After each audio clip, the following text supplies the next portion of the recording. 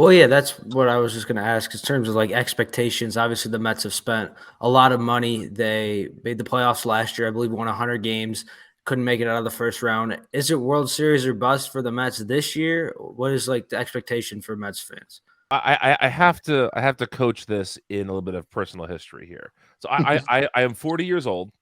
I have watched more bad Mets teams than good Mets teams. Uh, except for Hey, the last Young, Anthony Young, yeah. Sorry.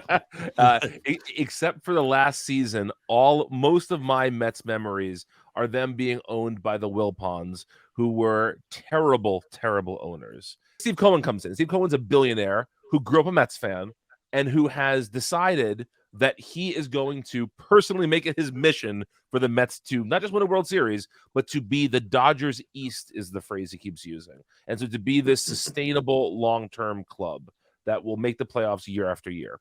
And so I think in a way, like the Yankees in the 90s, every year is World Series or bust for Steve Cohen. But I think that he has an eye to eventually let that smooth out. Like the Mets farm system was a mess when Cohen bought the team. The front office had reportedly the second smallest analytics staff in baseball when he bought the team. There was just chaos all around the organization. And so I think that until he can build an organization, and I say he build it like he's the GM, I don't mean that, but until his vision for a sustainable franchise that has equal parts player development, analytics, he's going to go all in every season for the next couple of years. And so, I mean, he has I don't think he's said it publicly because he probably can't say it publicly, but all the rumors is they're going all in on Ohtani this offseason. Like they want Shohei Ohtani on the Mets. They also want Juan Soto on the Mets.